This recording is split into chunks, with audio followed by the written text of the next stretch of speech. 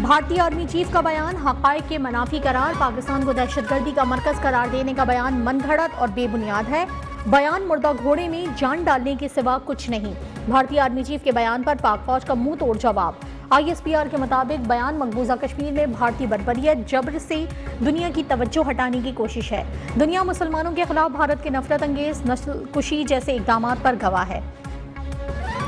हकीकत यह है कि एक सीनियर हाजिर सर्विस भारतीय फौजी ऑफिसर पाकिस्तान में दहशतगर्दी करते रंगे हाथों पकड़ा गया।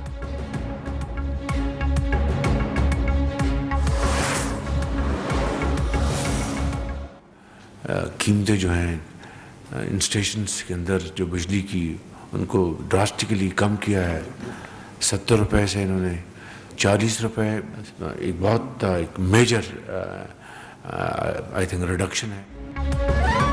हुकूमत का माहौलियाती आलूदगी पर काबू पाने के लिए बड़ा इकदाम, इलेक्ट्रिक चार्जिंग स्टेशन पर बिजली निर्ख में 45% कमी का ऐलान।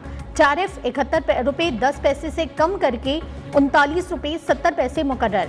वजीर आजम शहबाज शरीफ का इलेक्ट्रॉनिक गाड़ियों को फरोग देने का फैसला। कहा, चार्जिंग स्टेशन के लिए बिजली निर्ख 40 रुपए कर रहे हैं। स्टेशन लगाने की इजाजत 15 दिन में मिलेगी। खुसूसी रियायती टैरिफ तारीख साज पैकेज है। इलेक्ट्रिक मंसूबों से माहौलियाती आलूदगी कम होगी।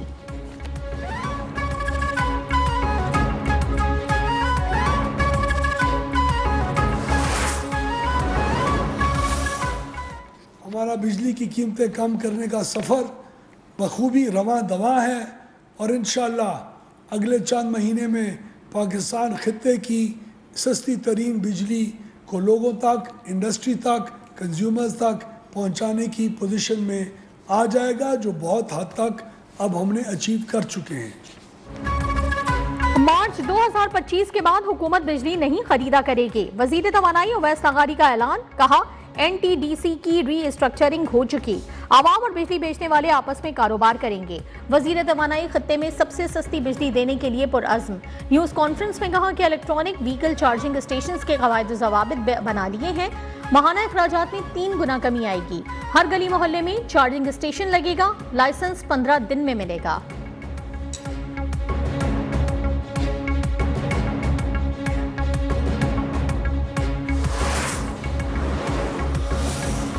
पाकिस्तान में इक्तिसादी इस्लाहात से महंगाई में कमी आई। मौजूदा कर्ज प्रोग्राम IMF का आखिरी प्रोग्राम होगा। वजीर खजाना मोहम्मद औरंगजेब का गैर मुल्की अखबार को इंटरव्यू। कहा, पाकिस्तान की IMF से बेल आउट पैकेज के बाद क्रेडिट रेटिंग और खुदमुख्तार क्रेडिट रेटिंग्स में बेहतरी आई।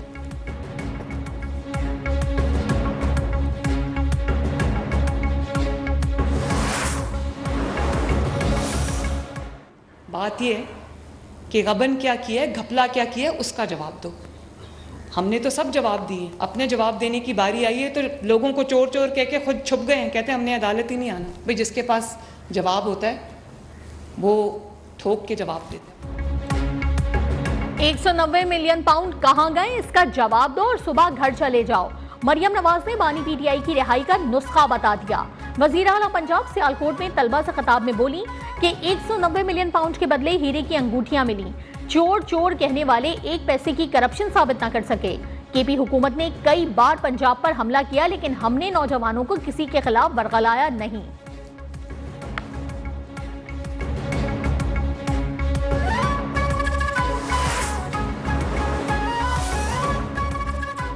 हुकूमत ओपन केसेस बनाती है, अदालतें शर्त कर देती हैं। ऊंची ऊंची तकारीर से झूठ सच नहीं बन जाता।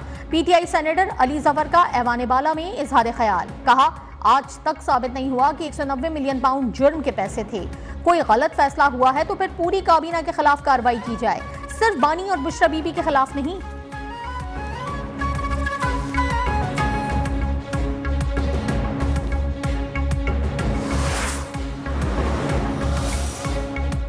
$190 मिलियन पाउंड केस में बानी PTI को 10 से 14 साल तक सजा हो सकती है। सेनेटर फैसल बावडा का दावा। कहा, रेफरेंस में मुझ समेत काबीना बरी जिम्मा नहीं। 22 जनवरी को हुकूमत का स्कैंडल आने वाला है। स्कैंडल नहीं रुका तो हुकूमत जेल जाएगी।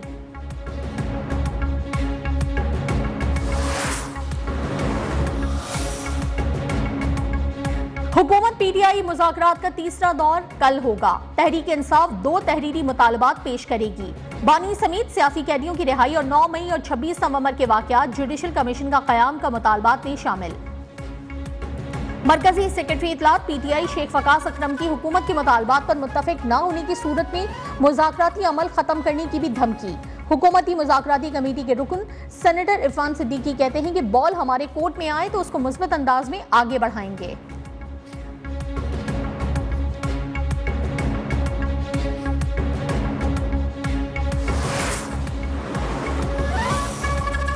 तोशाखाना 2 केस में बानी और बुशरा बीबी की बरियत की दरखास्त कल समाअत के लिए मुकर्रर। इस्लामाबाद हाई कोर्ट के जस्टिस मियां गुल हसन औरंगजेब समाअत करेंगे।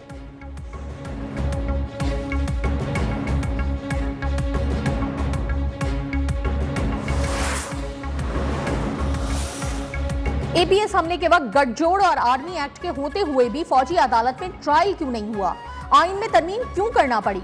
सिविलियंस के मिलिट्री कोर्ट्स में ट्रायल के खिलाफ अपीलों पर समाअत के दौरान आईनी बेंच का सवाल। जस्टिस हसन अजहर रिजवी ने पूछा, एयरबेस कराची पर हमले का केस मिलिट्री कोर्ट्स क्यों नहीं गया? जस्टिस जमाल मंदोखेल ने कहा कि इस सवाल का जवाब 21वीं आईनी तरमीम के फैसले में मौजूद है। जस्टिस नईम अख्तर ने कहा कि 21वीं तरमीम केस के फैसले में कानून साजी की नीयत का पहलू भी देखा गया। वकील ख्वाजा हारिस ने बताया, तरमीम में डिसिप्लिन और फराइज की अंजाम दही से हटकर भी कई जराइम शामिल किए गए।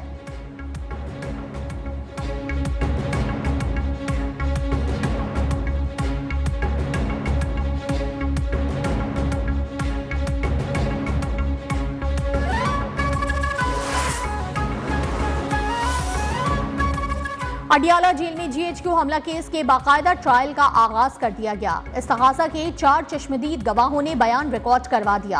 अहम सबूत भी अदालत में पेश कर दिए। गवाहान की राजा बिशारत समेत कई मुल्जमान की निशानदही। आइंदा समाअत पर इस्तगासा के मजीद 5 गवाह तलब।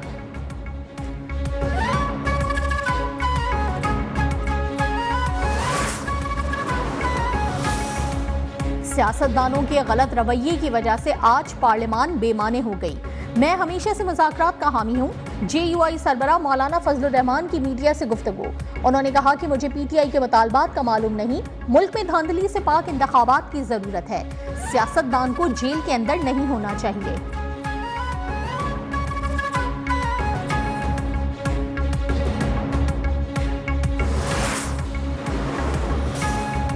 पाकिस्तान में साल 2024 के 72वें पोलियो केस की तस्दीक। Polio virus type 1 DI Khan की रिहायशी बच्ची में पाया गया।